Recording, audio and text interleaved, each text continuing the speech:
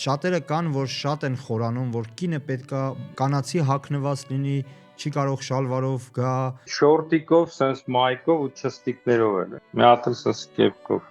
Ոտքերի հետ խնդիր ունեն, իրանք հագնում են բոթասատիպի կոշիկներ։ Ես հիմա բոթասով եմ։ Ու տարբեր քահանաներ տարբեր ձև են մատուցում պատարագը։ Ինչքան քահանա, այդքան պատարագ։ Պատարագը նույնն է։ Ձեր կարծիքով մեր եկեղեցին հիվանդ է։ Եկեղեցին սուրբ է։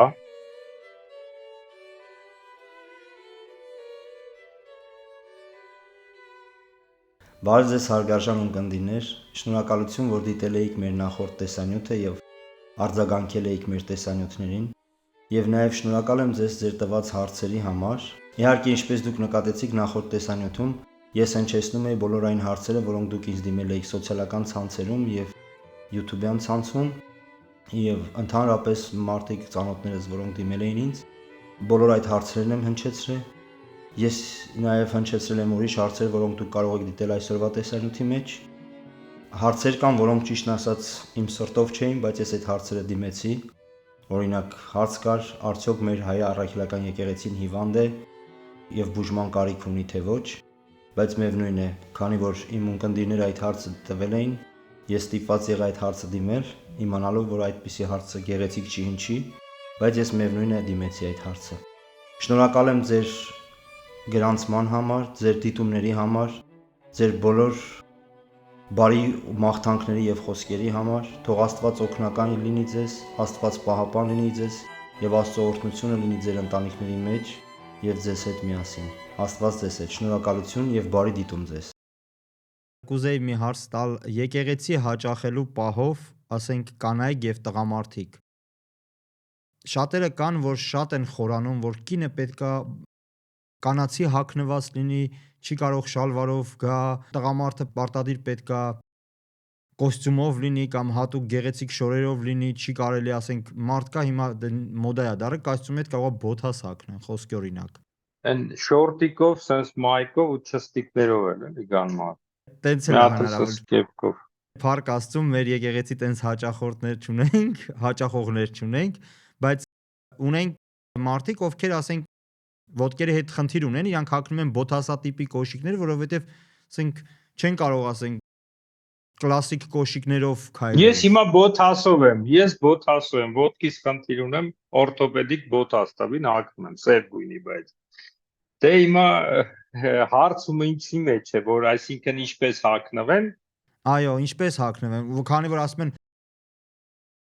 Աստվածաշնչի մեջ գրած է, որ տղամարդիկ կանացի շոր չպետք է հագնեն, կանայք տղամարդու շոր, բայց մենք ինքներս գիտենք, որ այն դարերում ուրիշ ա եղել զգեստները։ Տղամարդիկ ուրիշ զգեստ են ունեցել, կանայք ուրիշ զգեստ են ունեցել։ Ավելի որ ուսումնասիրենք, դա մի քիչ ուսումնասիրության, բայց որ կինոները կամ նկարների մեջ նայում ես, հիմնական տղամարդիկ կանանց պես են հագել, իսկ կանայք տղամարդու պես ավելի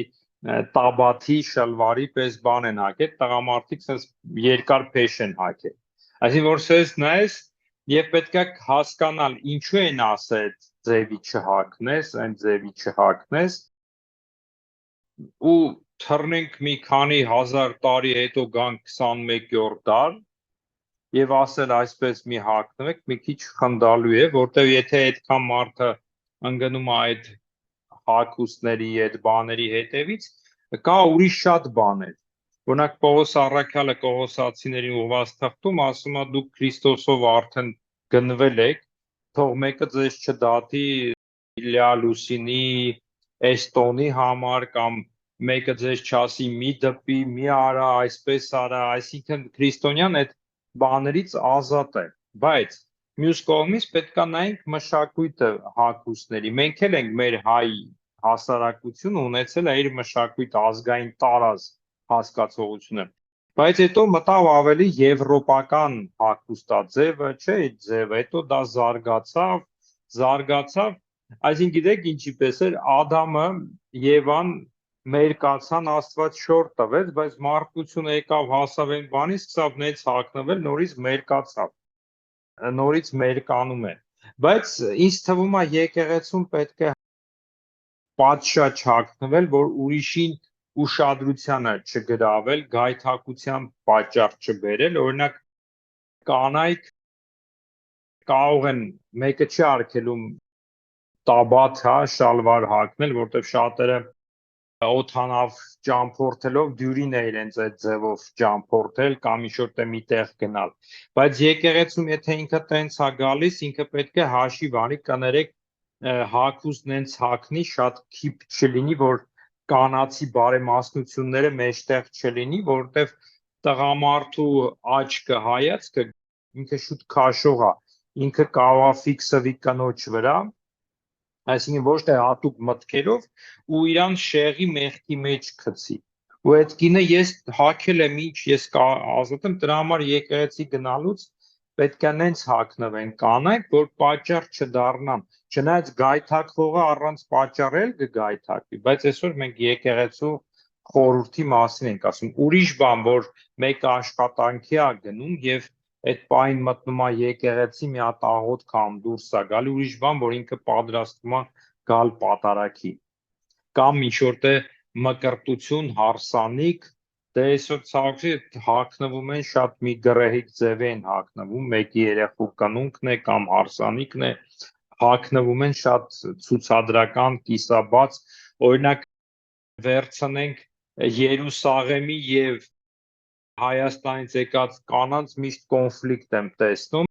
Հայաստանցիները որ գալիս են, ասում են Երուսաղեմցի կանայք գլուխները չեն ծածկում։ Այն նրանք էլ ասում են, մենք գլուխները չենք ծածկում, բայց մեր թևերը երկար է, մեջքը օծիկը փակ է, ձեր մոտ կարող է գլուխդ փակում ես, բայց այսպես դեկոլտե, մեջքը բաց, թևերը այսպես Հետույքը բաց գալիս են, այո, կներեք։ մի քիչ հա, եւ գլուխը ծածկում են։ Դրա համար ամեն բան ինձ թվում է պատշաճությամբ պետք է լինի։ Տղամարդիկ էլ ես չեմ ասում բոլորը չունեն այդ կոստյում կամ փողկապով, եսիմ ինչով, բայց նորից եմ ասում, պատշաճ, գայթակիչ չլինի, մաքուր լինի, որտեղ մեր ժամանակին մեր պապերը, հայրերը, որ տատիկները եկեղեցի են եկել, այդ օրը հատուկ հագնուստ են ունեցել, հատուկ հագնվել են մաքուր, պահել են այդ օրվա համար։ Ոչ թե այսօր չստիկներով տնից խալաթով, այսինքն հելնես գաս եկեղեցի, մի քիչ բան չի։ Գալիս ենք գլխաշորի մասին, չէ, ծածկելու մասին։ Սա մեծ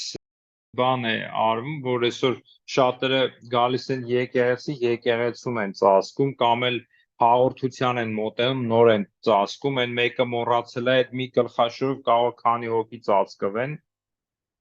Սա էլ է գալիս, պետք է հասկանալ որտեղից է, իսկ հագուստի տղամարդ կնոջ թող մեր հավատացյալները, որ մեզ լսում է, ինքը մի հատ ուսումնասիրի եւ հասկանա պատմական բանով, թե որ հագուստն է տղամարդու, որը ինչ։ Դրա համար թող իրենք մի հատ լավ ուսումնասիրեն։ Իսկ գլխաշորին պետք է հասկանանք որտեղից է գալիս։ Դա Պողոս առաքյալը Կորինթացիներին ուղղված թղթում, որ ասում է չի վայելե կնոջը, որը աղոթում է եւ մարգարե անում է բաց գլխով, դա անարգանք է եւ տղամարդը փակ գլխով աղոթի եւ մարգարեանա։ Ուրեմն ուսումնասիրելով հրեական ավանդույթները, որը միջև հիմա պահվում է, ես իմացա հրեաներից, որ ինչու են իրենք գլուխը ծածկում։ Ժամանակին հրեաները ոչ կանայք, ոչ տղամարդիկ, ոչ երեխաները գլուխը չեն ծածկել, բաց են եղել։ Եվ երբ որ հրեաների տաճարը կործանվեց, Սողոմոնի տաճարը կործանվեց, գերության քշվեցին, հրեաները սուքի մեջ մտան, մեծ սուքի մեջ մտան եւ հագուստները պատռեցին եւ գլխին մոխիր լցրեցին։ Եվ անընդհատ չեն կարող լցնել, որպեսզի հիշատակ այդ մոխիրի եւ կործանման տղամարդիկ եւ կանայք ինչ արին, սկսեցին գլուխը ծածկել։ Նայեք որտեղից է գալիս գլուխը ծածկել։ Եվ օրինակ էլ բերեմ, երևի հետաքրքիր կլինի, հույները, մազերը, հոգեորականները պոչկ են անում, երկար են պահում։ Դա էլ գալիս է, երբ որ Կոստանդնուպոլիսը կործանվեց եւ Աղիո Սոֆիա տաճարն էլ կործանվեց, ձեռներից առան, հույն հոգեորականները ուխտ արեցին, մազերը չկտրեն Միջև ետ վերադառնան։ Միջև ետ վերա։ Հետո դա մնաց սովորություն, ինչպես են բուդդայական բանը, կատվի պատմությունը։ Հիմա որ շատերին հասցնես, տեսի վանականը իրավունք չունի մաս կդրել։ Նույնը գալիս են հрьяաների մոտ, անցնում են դարեր, շարունակ գալիս է ինչ է դառնում։ Հрьяաների մեկնություն է, որ կինը ի ծնե Աստծուց շնոր ունի, Աստվածա ճանաչողության։ Ինքը պետք չունի կինը նստի սովորի։ Իրանք հիմա sense բան ունեն իրենց նախնիներից, իսկ տղամարդը մանկությունից ի վեր պետք է սովորի, այսինքն ուսումնասիրի Աստծո խոսքը։ Եվ դրա համար տղամարդը գլուխը պետք է ծածկի Աստծո հանդեպ իր հարգանքը, միշտ խոնարհությունը։ Իսկ օրիորդ աղջիկները գլուխը չեն ծածկում աղոթքի ժամանակ, արարողությունների ժամանակ, հրյաները միջև հիմա։ Իսկ կանայք, որոնք ամուսնանում են, իրան գլուխը ծածկում են, ինչի համար իր հարգանս ամուսնու, որ ինքը կիսում ամուսնու հետ իր բաժինը, ամուսնու հետ միասին գլուխը ծածկում է, բայց ինքը կարա չծածկի։ Ու իրանց մոտ 3 ձև կա գլուխը ծածկելու, գլխարկ են դնում, կեղծամ, պարիքա, եւ sense շալով հատուկ փաթաթում են ու դա տարբեր համայնքները, տարբեր ձևի, տարբեր երկրներից եկածները, նույնիսկ Եվրոպայում եվրոպացիները երբ որ սկսեցին արգելել, որ մարդիկ գլուխը ծածկեն, սկսեցին կեղծամ գործածել։ Երևի հիշում եք եվրոպացի թագավորներ, բանսս տղամարդիկ դատավորներ կեղծամներ են դնում, դա եկավ նրանից, որ գլուխը չպետք է ծածկեն։ Ու հрьяաները ворթեգրեցին, կանայք էլ այդտեղից ворթեգրեցին, որ գլխարկի տեղը կեղծամ։ Մեզ մոտ այստեղ Բելգիայում հրեականայք ամուսնությունից հետո իրենց գլուխը սափրում են ու կեղծամ են դնում։ Կամ որ սափրում են տարբեր ուղություններ, դա էլ գալիս է ասում են, որտեվ երբ որ կանանց եկել են թշնամին հարձակվել, այն ինչ արեք, կանանց բռնաբարել է։ Չէ, երբ որ հարձակում են այդ կեղծամ անգնում է, տհաճ տեսարան է, զզվանք էր առաջանում, սենց բաներ են բացատրում, դե ուրեմն գլուխը ծածկելու իմաստը Պողոս Առաքյալը այնտեղ խնդիր է լինում Կորինթաց եկեղեցվո մեջ, տարածքում դելֆիական տաճար է հեթանոսական, ուր քրմուհիները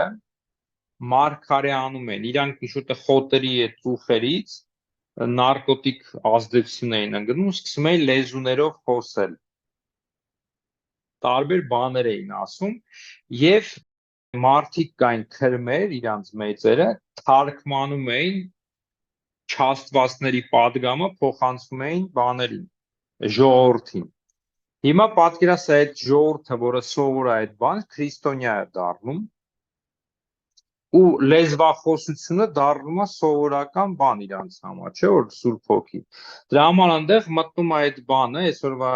կյանքի խոսք կամ լեզվախոս տարբեր շարժումներ, աղանդներ, բերում են Պողոսի թղթե այդ խոսքերը, որը Պողոսը հակառակն է, ինքը չի ընդունում այդ լեզվախոսությունը, այսօր լեզվախոսության նյութը չի։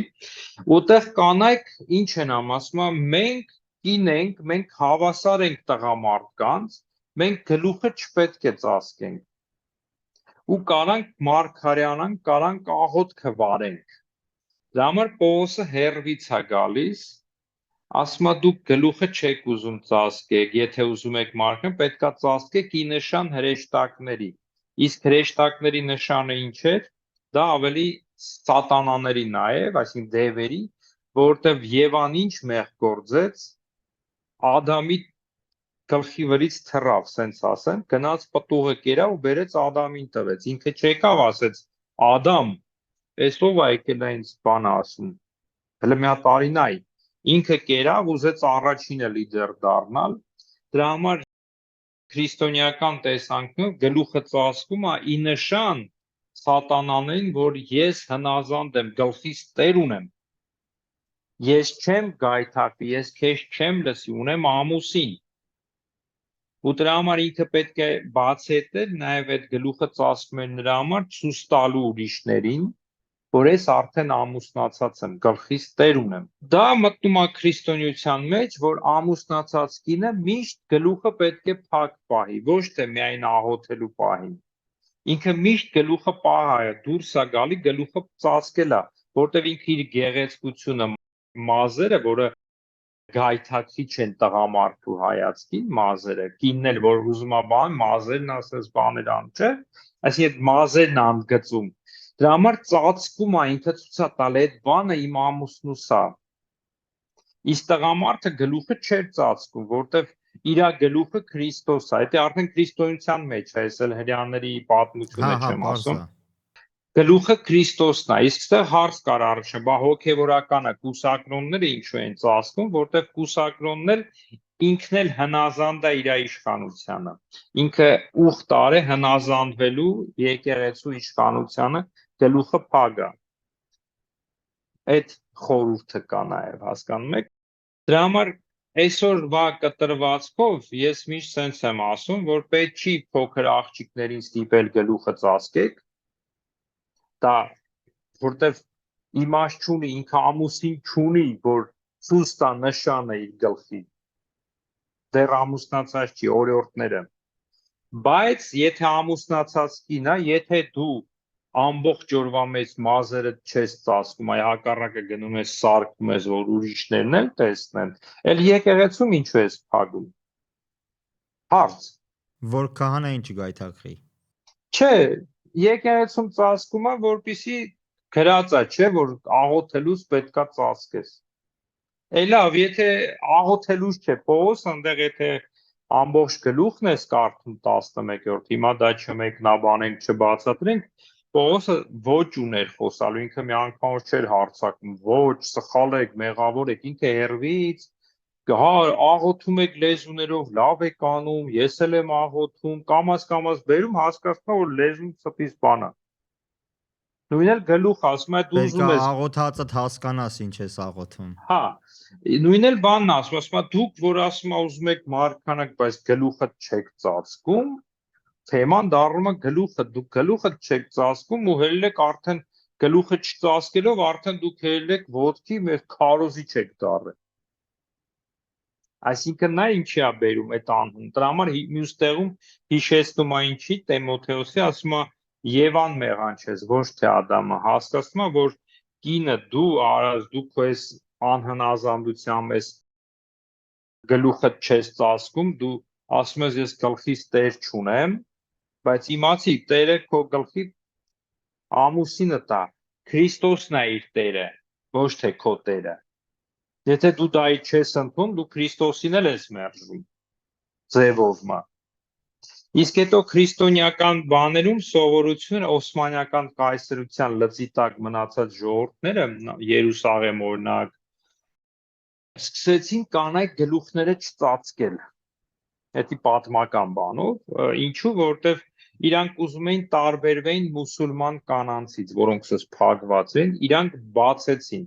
Դրա համար այդ սովորությունը մնաց քրիստոնյաների մեջ գլուխները բաց, մանգալ, բայց եկեղեցում գնում ծածկում են։ Դրա համար նորից եմ ասում, եթե դու միշտ ծածկած չես մանգալի, իմաստ չունի այնտեղ էլ։ Բայց որ եկեղեցում ասում են պետքա ծածկես, գնա ծածկի։ Այդքան բան է սրա մասին։ Այսինքն մարդը ինքը պետքա որոշի, ինքը ինչ է ուզում անի։ Ինքը պետքա իր կոնտակտը ունենա իր Տիրոջ հետ, Աստծո հետ։ Դե գիտելիք էլ պետք է ունենա։ Դե հիմա եկել է, կինը մտնում է եկեղեցի, իրան ասում են գլուխը ծածկի, եթե սկսի վիճել կռվել մի ուրիշ բան, դա ավելավա ծածկի, չէ՞, սենց Բայց այդ ասենք։ մարդը պետքա հասկանա ինչի է ծածկում։ Դե իմ ասածս էս է, եթե ինքը չի ծածկում, որպեսի ցույց տա, որ ես գլխիս տեր ունեմ, հա, Պողոս ջան, Պետրոս ջան, դու որ ես ասում եմ, ես գլխիս տեր ունեմ, այս շոքին խես ծածկի գլուխս, որտեվ ես տեր ունեմ գլխիս։ Իմ գեղեցկությունս դու արժանի չես, ինքն արժանի, դու չես ծածկում, գալիս ես եկեղեցում ես, միացած բան ես, թաշկինակ ես տնում կամ չգիտեմ ինչ ես տնում։ Լավ, էսի թող սխալ չհասկանան մեր կանայք, բայց իմաստություն։ Հասկացա։ Այսինքն երեխաները միջև ամուսնություն պարտադիր չի որպեսի գլուխները ծածկեն։ Այո։ օրիորդները։ Այո։ Ինքը գլխի տեր չունի, այսինքն որպես ամուսին։ Հայրն է ու մեկը Քրիստոսն է։ Դե բանի մեջ Պողոս ասում է դա բանա, չէ, դու նշան ես, քո ամուսնու հետ կապում այդ էլի։ Աղջիկը Սահակին կուրախանա։ Դե տեսա։ Դե ճիշտը պետքա կապելը, չէ, իսկ կապում են մեր տատիկները, որ նայում ես, միշտ կապած ման են եկե, չէ։ Եթե դառնում են ռուսական բաբուշկաների Դե պես մի ձև կա, բան։ որ sense փաթաթում են բան են, օրինակ իմ տատիկս, մամայիս մաման, ես իր մազերը հազվագիտ եմ տեսել, այսինքն մեկ-մեկ որ բացում էր պետքա սաներ, ես պատահական եմ տեսել փոքր ժամանակ, ինքը միշտ փակ էր։ Ես հիշում եմ իմ տատիկս էլ շալով sense փակ էր, ինչ որ sense ձևերով sense փագում էր միշտ։ Դա համեստությունն է, հասկանում եք, կանանց այդ համեստությունը ամոթխած աչքերը չի, էլ այդ կեցվածքն է, հագուստն է, էլի, ինչքան դրա մեջ է գեղեցում։ Պետրոսն էլ է նամակում, ասում է ձեր գեղեցկությունը զարդարանքների մեջ չլինի, բաների մեջ չլինի, համեստության եւ այդ է կանանց մեջ այդ համեստությունն է, խոնարհությունն է, էլի, ոչ թե նես։ Այն հավատացյալ տղաների համար է դա շատ մեծ պատիվ։ Հավատացյալ տղաները շատ մեծ հաճույքով են նայում տենց աղջիկներին, ցանկանում են որպեսզի տենց աղջիկների հետ ընտանիք կազմեն, որովհետև հասկանում են, որ այս աղջիկը կարա ընտանիքի Հետո նայ մայր լինի։ Արտուր ջան, հին ժամանակ նաև հասարակության մեջ, արդեն քրիստոնյա հասարակային հին ժամանակ մազերը բաց պոռնիկներն են եղել։ Իրանք իրանց վաճառել են, սենց ասեմ, իրանք մազերը բաց են եղել, այսինքն դա էլ է բան, որ հավատացյալը ծածկել է ինքն իրան, ել եմ ասում, ինքն իրան չի ծախել բանով։ Տեսեք, ես մազերս, ես ազատ եմ այդ իմաստով, էլի։ Դրա համար իմաստություն բոլորիս։ Ցավոք սրտի մեր հիմիկվա երիտասարդությունը դարել է ինչ որ ոնց ասեմ, ինկուբատորի պես մի բան, մանավանդ աղջիկները։ Սաղի մոտ ստանդարտ պրոշներ, ունքեր, Դե էսի արդեն ուրիշ խնդիր է, ժամանակին խնդիր կար շրթունքները ներկենք, թե չներկեն, մեղքա թե մեղք չի, հիմա լցնելն է շրթունքների։ Չեմ կարող ասեմ, ով անում է, ինձ թվում է, ինչ ասեմ, ամեն մարդ իրա իսկ կանայք իրավունք ունեն շպարված գալ պատարագի։ նորից իրանց հարցն է, ես խորտ կտայի չգային, ինչու, որովհետև նամանդ որ շրթունքները քսում են, անգամ ես առաջի տարիս էր Երևան մի եկեղեցում պատարագ արեցի, դե երբ որ աշխարհագալոցն խնկարկելով, խաչը ամփորելով բարձանում ես, բարձացա վերև, մեկ էլ կեսից տեսա մեկը ասենք շրթունքների տեղը դաջված, կարմիր ձեռքից։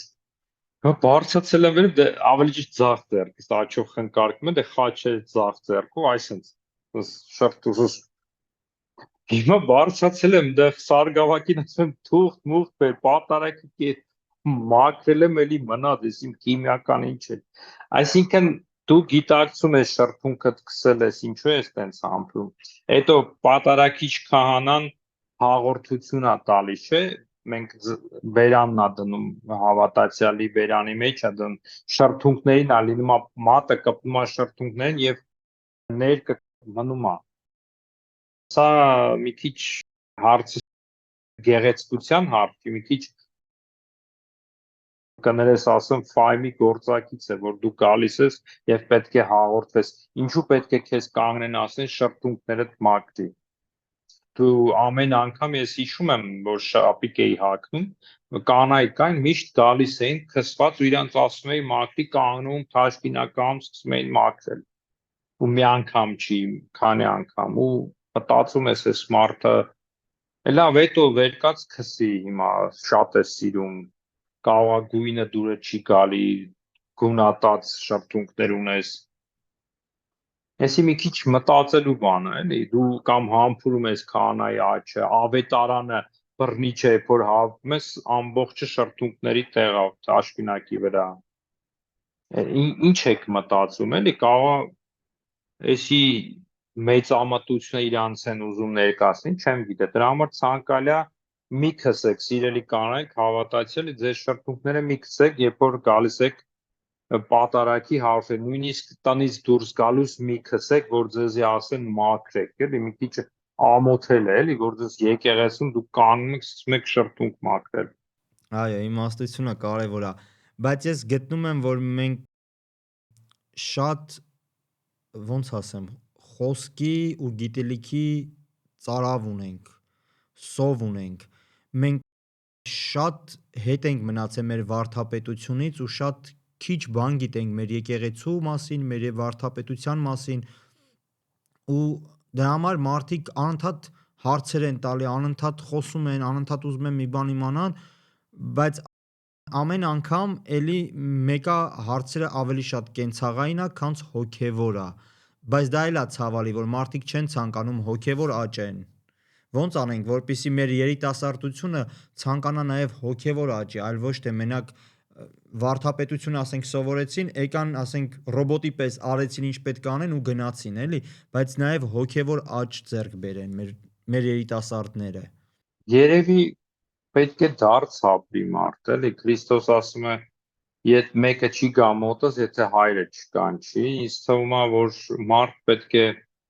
այդ դարձը ապրի մեջը ինչ-որ տեղ, երևի բոլորի հետ Աստված խոսում է, բայց ոչ բոլորն են այդ ձայնը լսում, ընդունում կամ են սերմանացանի առակը, որ կա, եթե հիշում եք, որ միտեղ ընկավ հողի մեջ, միտեղ քարերի մեջ, ճանապարհի վրա, միտեղ էլ պարարտ բանի մեջ, այսինքն սա ցույց է տալի, որ 4 ընկած ծերմից մեկն է պտուղ տալի ու այսօրվա դրությամբ Աստծո խոսքը սերմանվում է հոգևորականի միջոցով կամ Տերը ինքն է այդ սերմը գցում մարդու սրտի մեջ,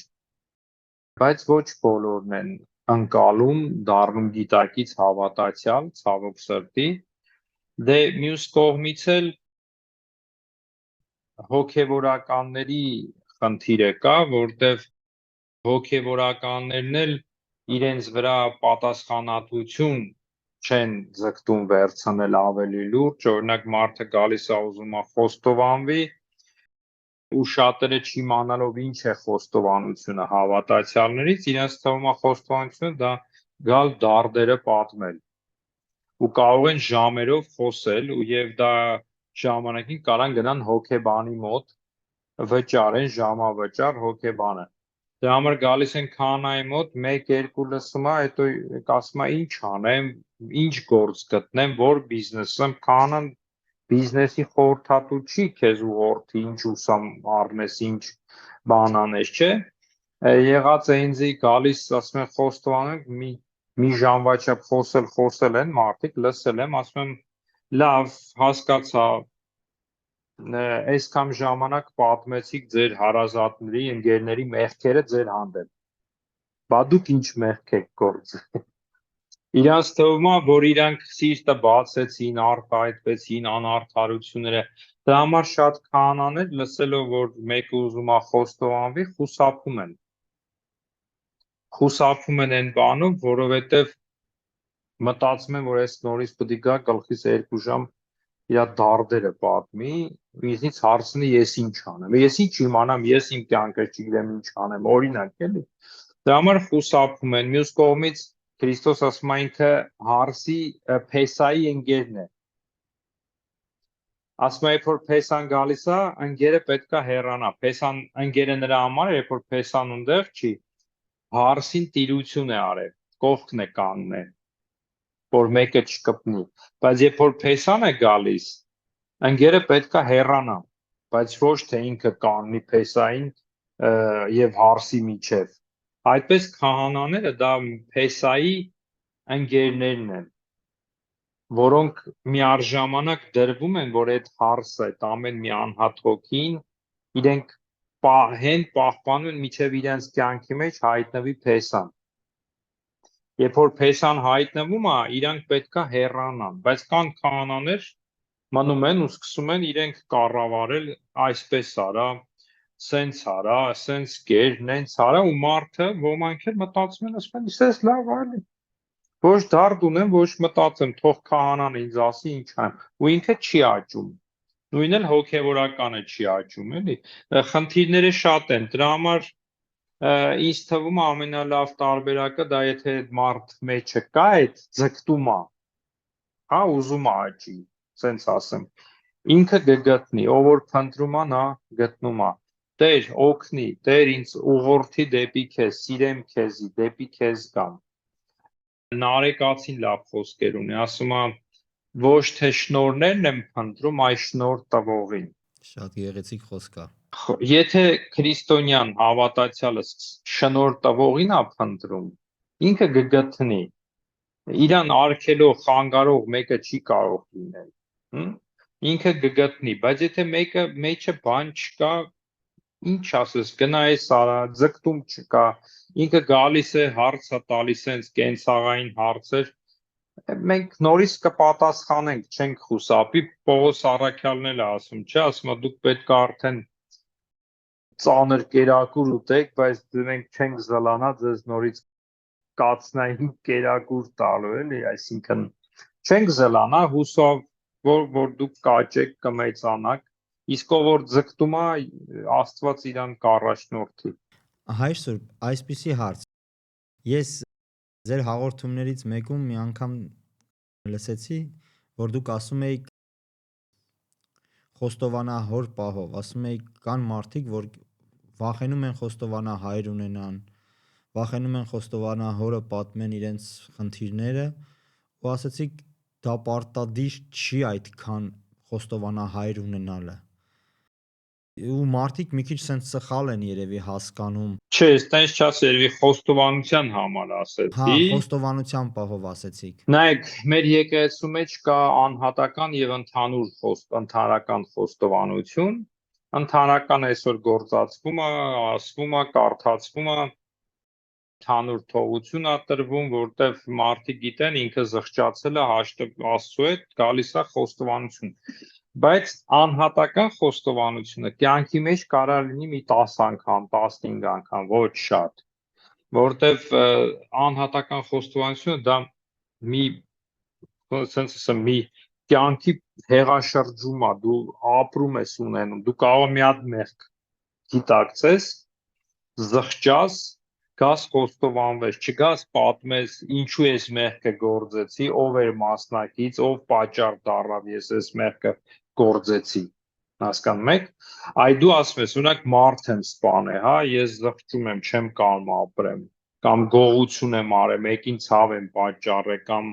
ես իմ ինչ եմ արել, այսինքն ինքը խոստովանվում է, ու ինքը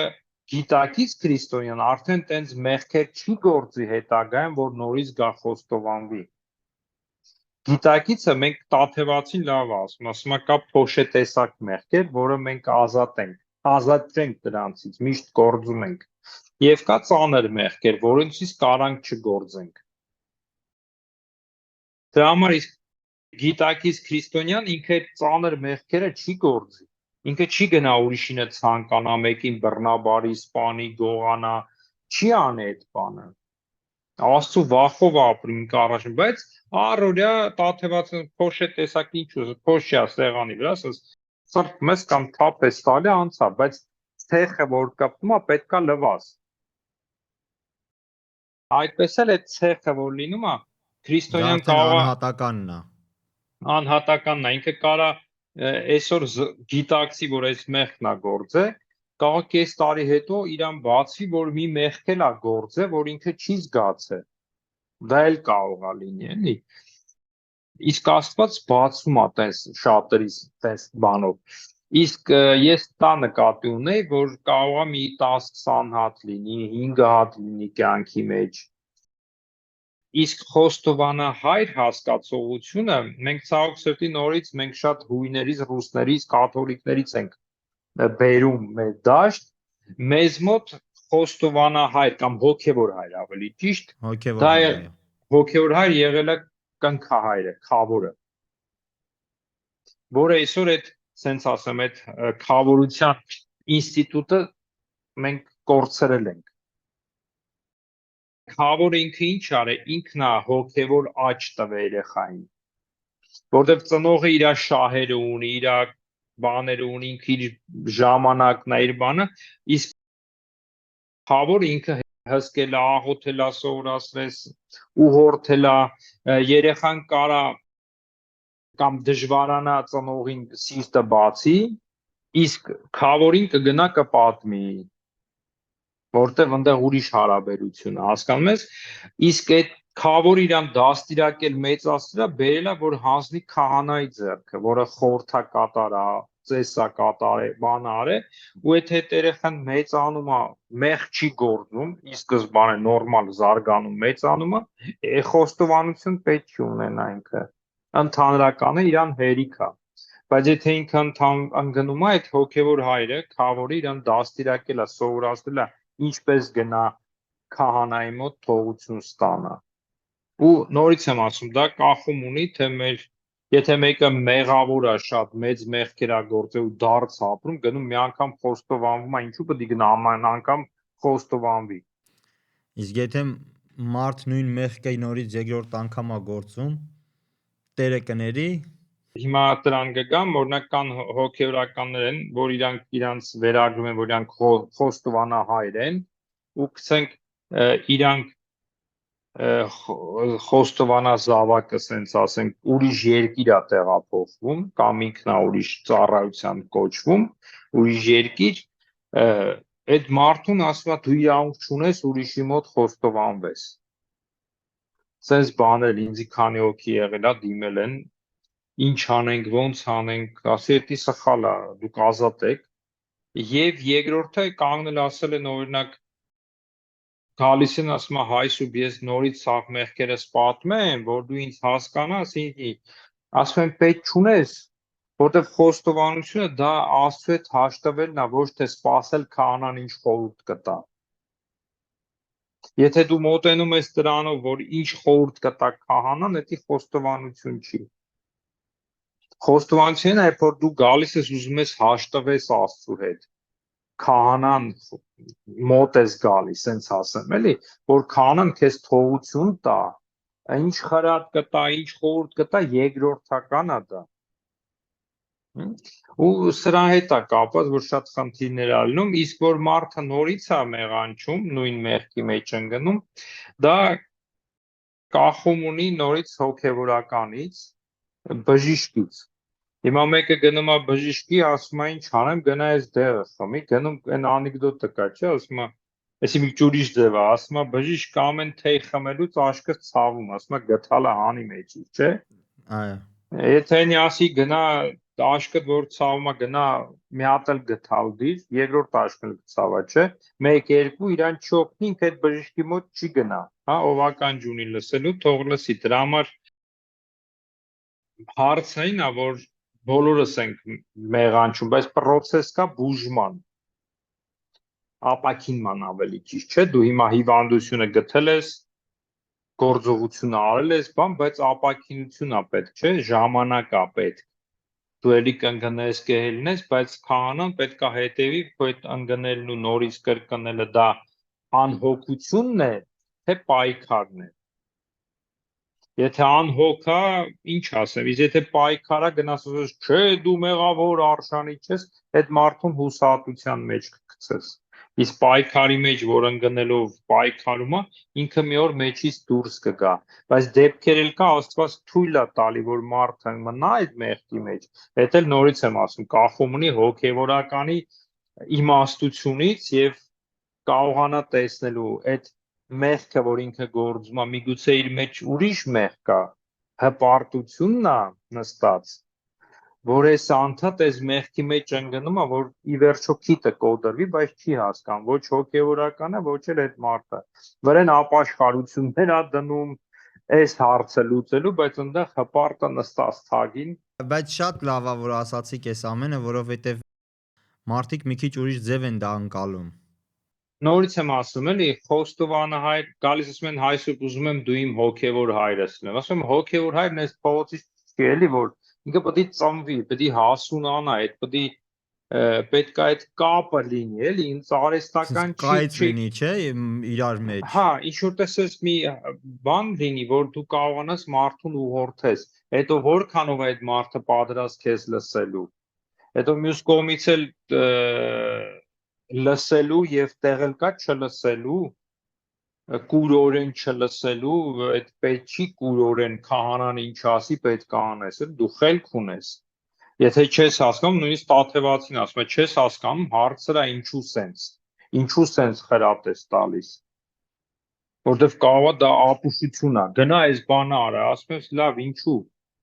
Դու անհնազանդ ես, պետք է հնազանդվես։ Չէ, աղբեր ջան, հտալիզի բացատրի, դա համար քրիստոնեությունը պետք է քրիստոնյան հասկանա ինչու է անում, ինչի համար է անում։ Ոչ թե մենք այն երկրորդ դարում չենք, որ այն սրբերը, որոնք եղել են, որոնք Սուրբ Հոգով առաջնորդվելով մեկին ասել են գնարա, եթե չնազանդվես Սուրբ Հոգուն ես հակառակվում։ Այդ դարը վերջացել է, այտենց բան չկա այսօր։ Այս չապրենք այդ անցյալ դարով, որ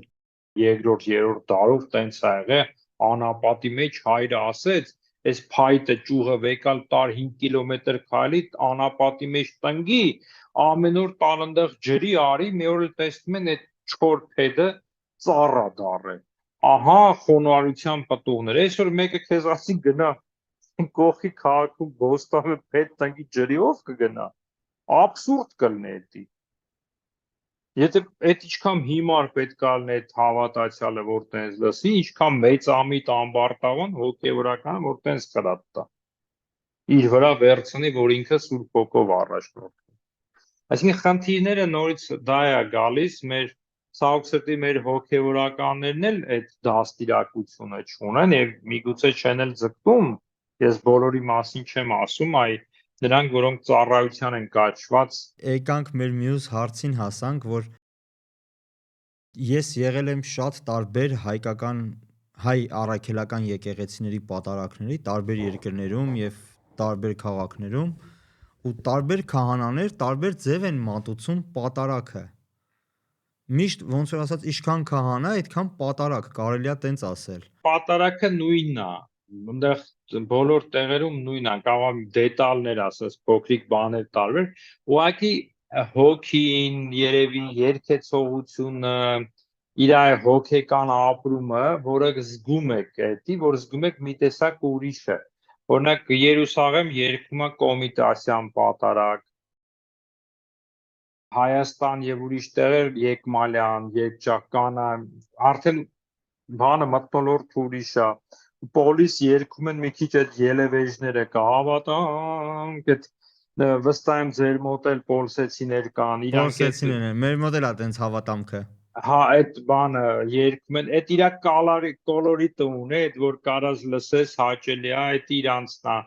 բայց մի քիչ խորտ կարող է հնչի, ասում եմ, բայց պատարակը նույնն է։ Կան քահանաներ, որոնց մոտ ավելի կարճ է տևում։ Պատարակներ մեզ մոտ օրինակ Բեթխեմում պատարակը տևում է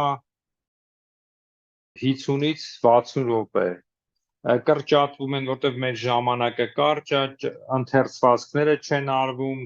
այդ քարոզներն են կրճատվում, դրանից է, մեկ էլ արագ երգելուց է։ Բայց պատարակը նույնն է։ Բան չի, այդ քարոզները որ կա, չէ, որ երգում են, այդ դրանք կրճատում են կամ բաց են թողնում, միայն երգչախումբը Տեր ողորմյա, այսպես պատասխաններ է տալիս ու վերջ։ Այդ Դա է ժամանակի հետ է կապված արդեն։ քահանայից էլ է կախված, ինձ թվում է մի քահանա է միտուխի մեջ, ինքը մկրտություններ ունի, թաղումներ, պսակներ ունի, կարճ կապում է, չգիտեմ, չեմ կարող ասել իմ ամեն մեկը, բայց պատարակը տարբեր չի, նույնն է։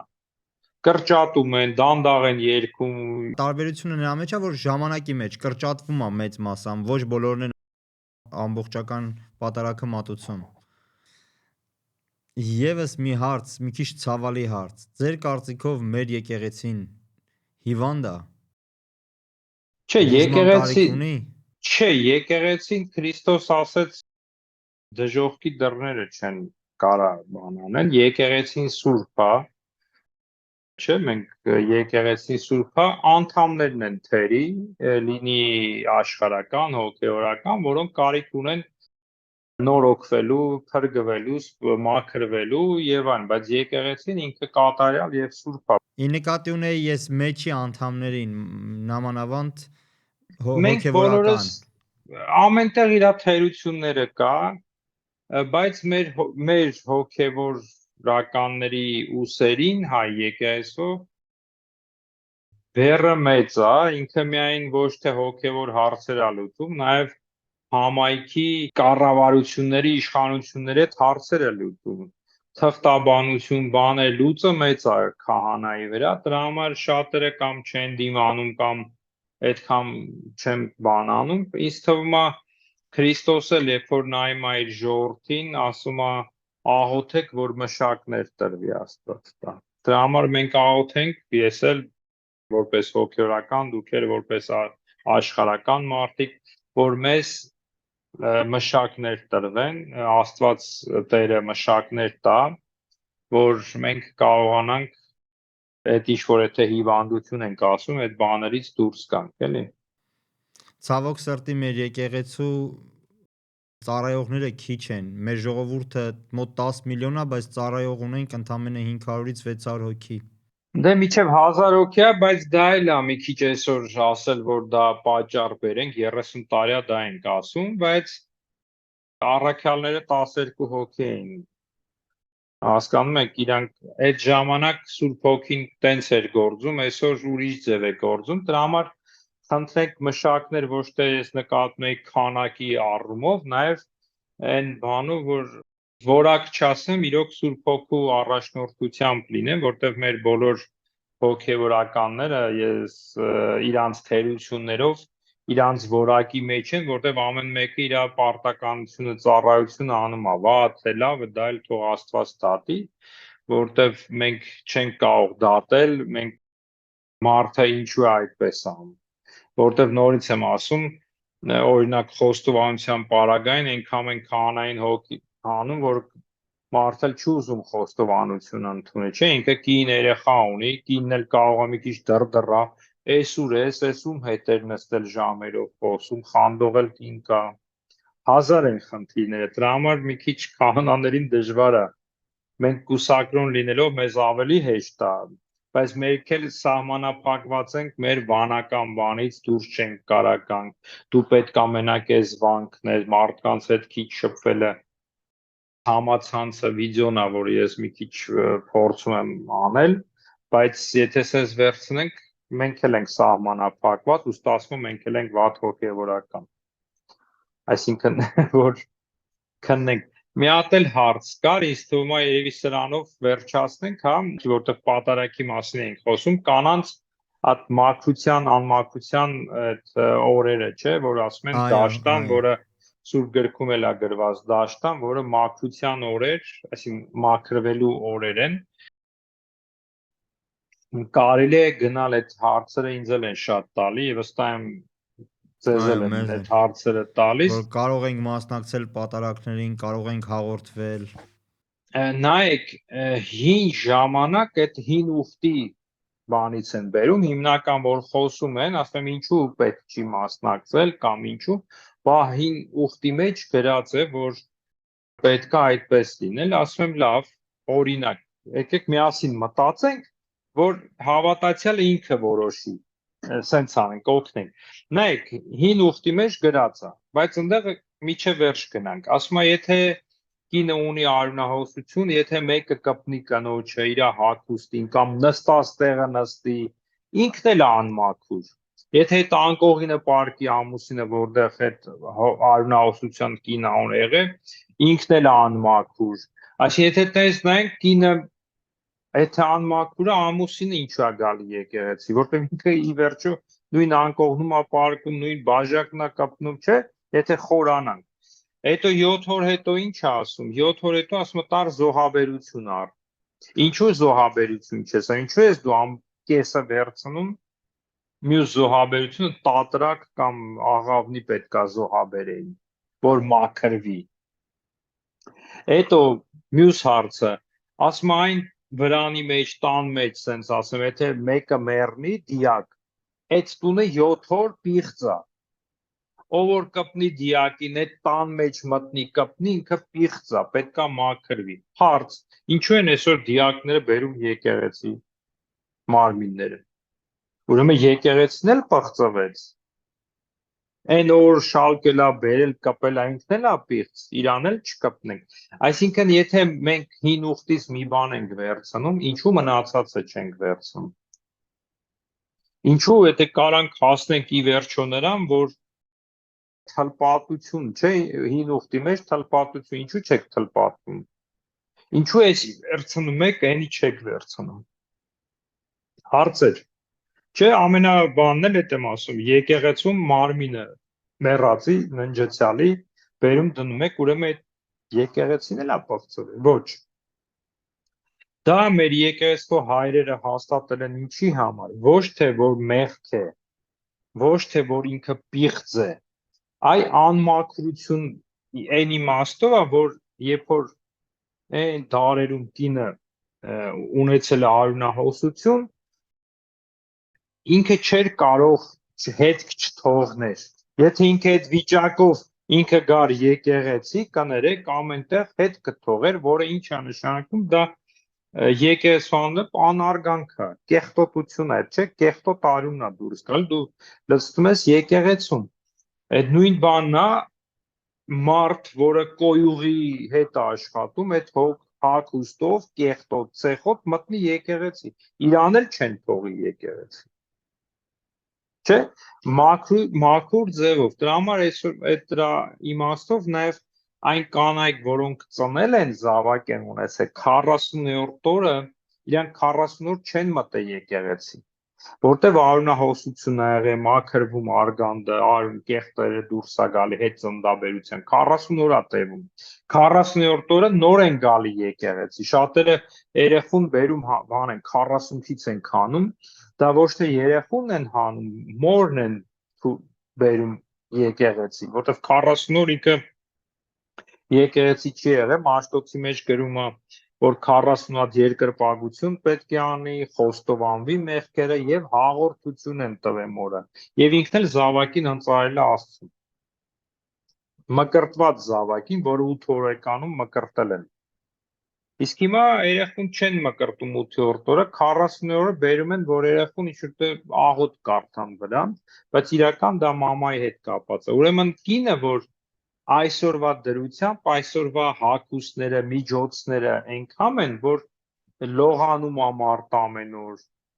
որ կարա կներեք առանց հոտի, առանց հետքի, ինքը կարա գա, ոչ մեկ էլ չի իմանա, որ ինքը այդ բան ունի։ Կան սպորտսմեններ, չէ, կան մարդիկ, որ դուրս են գալի թեթև հագնված, չես էլ իմանա, որ տես բան կա։ Դրա համար էդի չի խանգարում, մյուս հարցումը, եթե կինը հիվանդ է տունը, ունի արյունահոսություն օրինակ, այդ ժամանակն է ու հիվանդ է, ուզում է հաղորդվի, քահանային կանչեն, քահանան չի կհաղորդի։ Հիշենք բանին, Քրիստոսին կինը մոտենում է արյունահոսություն ունեցող կինը, որը 12 տարի չէր բուժում։ Այդ կինը օրենքով իրավունք չուներ մարդկանց մեջ գտնվել, մեկին կպներ։ Բայց կպավ Քրիստոսին։ Քրիստոս պղծվեց դրանից։ Չէ, Ոչ։ ինքը ելավ ասեց ինձնից զորություն ելավ, ինքը դրանով ոչ թե զորությունը պակասեց, ինքը ուժի ձևով հասկացեց, որ մեկը ինձնից բան փախցրեց։ Իր հավատքով, վերջը դարձավ այդ խոսքերը ստիպեցին կնոջը խոստովանել իր հանցանքը, այսինքն հիվանդությունը, եւ Տերը ինչ ասեց բոլորի առջև, քո հավատքը փրկեց քեզ։ Այսինքն ասում է քո հավատքով դու փախցրեցիր ինձնից այդ բանը, այսինքն գախնի մոտեցար։ Ոչ թե եկար Տեր ինձ բուժի հիվանդ եմ, չէ՞։ Այս իմաստով է, որ ինքը ասում է զորություն հելավ, ինքը ասում է ինձնից մեկը եկավ վերցրեց առանց իմ ասել։ Ինքը հավատում էր, որ կպնի զգեստին կլավանա։ Տերը իրան չդատեց, այ անարժան, դու եկար ինձ կպար, ինձ պղծեցիր, դու իրավունք չուներ ինձի կպներ։ Չասեց։ Հիմա այսօր կինը հավատացյալ այդ հավատքով գնում է Քրիստոսի ծառավով գնում է, ու իր մոտ այդ է սկսում։ Պողոս առաքելը լավ ասում է, ոչ մի բան ինձ չի կարա Քրիստոսի սիրուց հեռացնել։ Ոչ զորություն, ոչ իշխանություն, ոչ հրեշտակ, ոչ մեղքը, ոչ մի բան չի կարա ինձ։ Եթե այդ կնոջ մեջ այդ հավատքը կա, սեր առ Աստված, որ ինքը այդ ծառավը ունի, Քրիստոսին ճաշակելու այդ ընթացքում ընկելա, բայց սիրտը վառվում է գնա, եթե ինքը կարա գնա առանց կեղտոտելու իր շուրջը, առանց վնասելու, ինքը խնդիր չունի։ Բայց եթե այդ հավատքը չունի իր մեջ երկմտում է, ինչ անի, ինչ անի, ավելավա թող չգնա, որտեվ ասում է ինչ որ հավատքով չի մեղք է։ Դրա համար իմաստություն, սիրելի հավատացյալներ, ով որ լսում է Արտուրի այս հաղորդաշարը հաղորդում այսօրվա, քննեք, ուսումնասիրեք, Աստծո խոսքով քննեք, հետաքրքրվեք, հասկացեք եւ որոշումը վերցրեք ձեր վրա։ Բաներ կա եկեղեցու մեջ, որ մեր եկեղեցու հայրերը լուծել են 4-րդ դարվա խնդիրներ, 5-րդ դարվա, 10-րդ դարվա, բայց այսօրվա ուրիշ խնդիրներ կա, որ այսօր եկեղեցու հայրերն են գործում, որը 100 տարի հետո կարող կյանքը նենց փոխվի, միջավայրը, կենցաղավարությունը նենց փոխվի, որ եկեղեցին ստիպված լինի ուրիշ խորհուրդներ տալ։ Ոչ թե որ մենք այսօր խորհուրդ ենք տալի 10-րդ դարվա խորհուրդը սխալ է եղել, որովհետև 10-րդ դարվա խորհուրդը եղել է 10-րդ դարվա համար։ Այն ժամանակ կանայք չէին կարող ապահովել մաքրությունը։ Դրա համար իրենց ասում են եկեղեցի եկեք։ Բայց այսօր եթե կարաս, խնդիր չկա։ Իսկ եթե հին ուխտի հետ ես կապվում, ապա գնա բանել զոհաբերություն էլ արա, գառնուկ էլ արա։ Ինչու չես անում։ 7 օր հետո իրանք գնում էին նաև մտնում էին իրանց այդ բաղնիքները, որպեսզի մաքրվեին, Մաքրվեն, լվացվեին։ լողան։ Ինչու չեք անում։ Իմաստություն բոլորին։ Տաթևացի լավ ասում է, ինչպես կերակուր առանց աղի անհամ է, այդպես էլ որևէ առաքինություն առանց իմաստության անհամ եւ անպիտան է։ Իմաստությունը շատ կարևոր է Քրիստո։ Մեր ազգը իմաստուն ազգ է։ Դրա համար բոլորը հիանում էին, դրա համար բոլորը ուզում էին հայերից բան տանեն, որտեղ իմաստուն ազգ ենք, բայց ցավոք սրտի այս վերջի ժամանակները մենք այդ իմաստությունը կորցրել ենք։ Ինչու՞։ Որտեղ իմաստությունը որտեղից է գալի, ասում եմ, սկիզբն իմաստության Աստծո երկյուղն է, չէ՞։ Աստծո երկյուղն ենք կորցրել, որ իմաստությունն էլ ենք կորցնում մենք։ Ու նմանվում ենք ուրիշ ազգերի, որոնք կյանքում նույնիսկ խելացի չեն եղել։ Աստված ողորմի մեզ բոլորիս։ Հայր Սուրբ ջան, ես ուզում եմ իմ խորին շնորհակալությունը նորից հայտնեմ ձեզ։ Շատ շնորհակալ եմ առաջին հերթին նրա համար, որ դուք այսքան երկար տարիներ սոցիալական ցանցերով եւ YouTube-յան ալիքով մեզի վարդապետություն եք տալիս։ Մենք սնվում ենք այդ վարդապետությունից, անձամբ ես արդեն երկար տարիները դիտում եմ Փառք Աստծո, որ լուսերեն լեզուն էլ տիրապետում եմ եւ հասկանում եմ, դա ինձ մեծ օգուտ է տալի, որ կարողանում եմ լսել ձեր ալիքի վարդապետությունը նաեւ։ Ես շատ խորին շնորհակալություն եմ նաեւ հայտնում ձեզ, որ այսօր ժամանակ տրամադրեցիք եւ մեր ունկնդիրներին, մեր հավատացյալ քույրերին ու եղբայրներին այս վարդապետությունը մատուցեցիք։ Աստված թող օգնական լինի ձեզ։ Աստված պահպան քեզ էլ ուժ ու կարողություն, իմաստություն, միշտ որ ձեր հաղորդաշարերը պատխաբեր լինեն եւ օգտակար լինեն, թող Աստված օրհնի։ Ամեն։ Այսօր այսքան, հա։ Այսօր այսքանը, շնորհակալ եմ Հայր Սուրբ ջան։ Հույսով եմ նորից կհանդիպենք։ Առաջ Աստված։